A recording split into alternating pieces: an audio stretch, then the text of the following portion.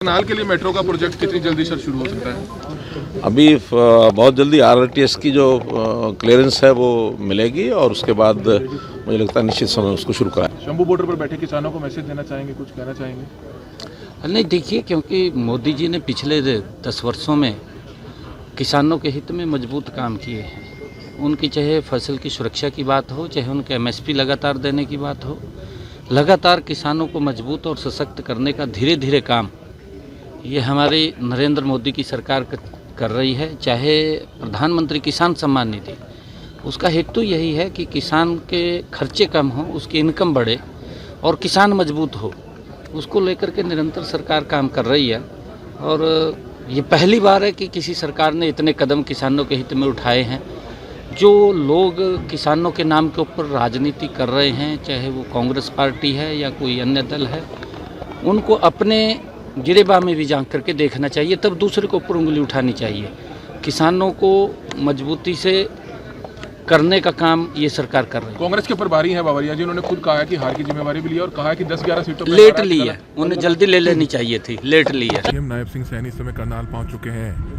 Live video इस समय आप देख सकते हैं। सीएम नायब सैनी पहुंचे हैं और करनाल के जो प्रशासनिक अधिकारी हैं, एसपी हैं, डिप्टी कमिश्नर हैं, वो बुके देकर इस समय उनका स्वागत करते हुए नजर आ रहे हैं। पूर्व सीएम मनोहर लाल खट्टर जो केंद्रीय मंत्री हैं, वो भी इस समय उनके साथ साथ मौजूद हैं। एक ही हेलीकॉप्टर में करनाल आना हुआ और आप देख सकते हैं तमाम जो भाजपा के एमएलए हैं, भाजपा के जो नेता हैं, वो इस समय बुके देकर इस समय उनका स्वागत करते हुए नजर आ रहे हैं। करनाल पहुंचे हैं सीएम नायब सिंह सैनी और केंद्रीय मंत्री मनोहर लाल खट्टर। इस समय आप देख सकते हैं करनाल के अनमोल गार्डन में पहुंचे हैं। दोनों एक साथ पहुंचे हैं क्योंकि इसके बाद प्रधानमंत्री नरेंद्र मोदी की पानीपत में एक बड़ा कार्यक्रम है, उसमें शिरकत करेंगे। और इस समय एडवोकेट वेदपाल जो भाजपा के संगठन में सीनियर नेता हैं, उनके घर, उनके परिवार में शादी समारोह में शिरकत करने पहुंचे हैं।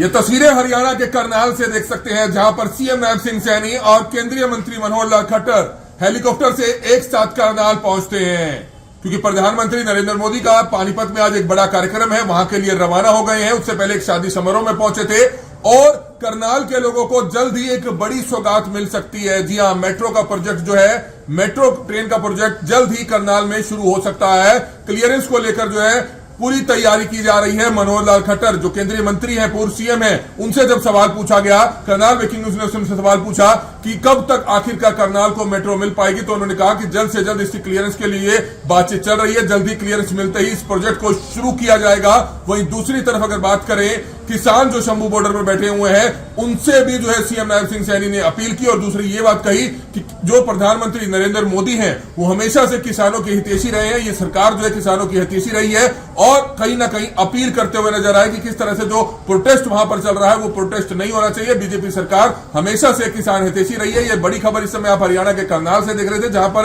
एक साथ हेलीकॉप्टर में सवार होकर केंद्रीय मंत्री मनोहर लाल खट्टर और सीएम नायब सिंह सैनी करनाल पहुंचे थे।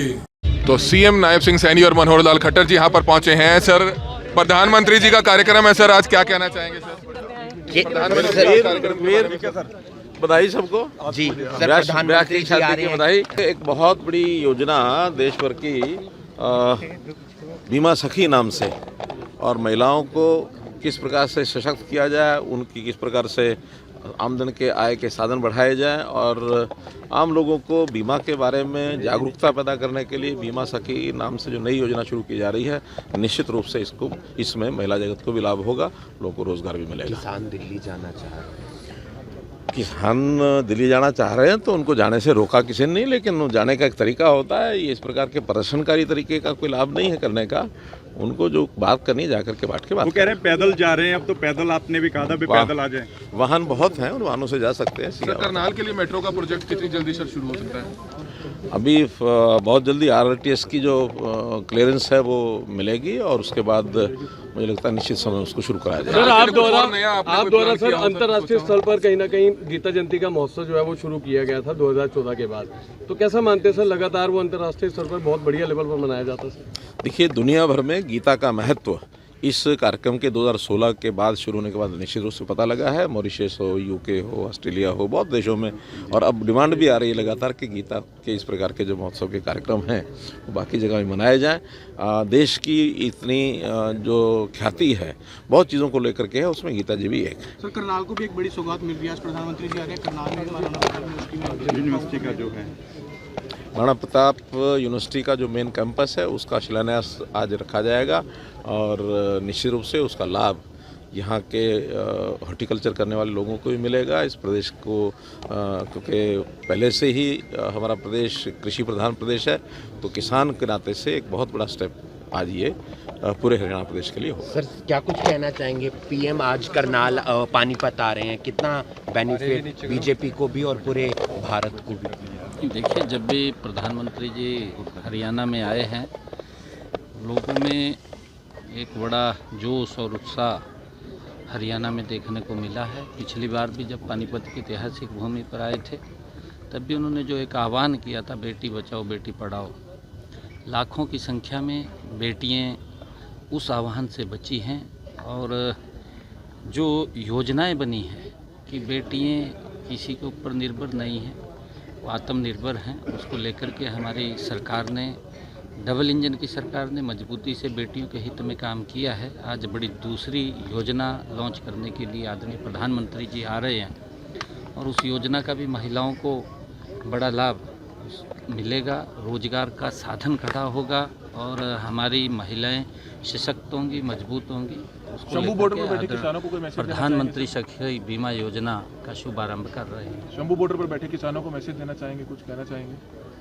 नहीं, देखिए, क्योंकि मोदी जी ने पिछले 10 वर्षों में किसानों के हित में मजबूत काम किए हैं। उनकी चाहे फसल की सुरक्षा की बात हो, चाहे उनके MSP लगातार देने की बात हो, लगातार किसानों को मजबूत और सशक्त करने का धीरे धीरे काम ये हमारी नरेंद्र मोदी की सरकार कर रही है। चाहे प्रधानमंत्री किसान सम्मान निधि, उसका हेतु यही है कि किसान के खर्चे कम हो, उसकी इनकम बढ़े और किसान मजबूत हो।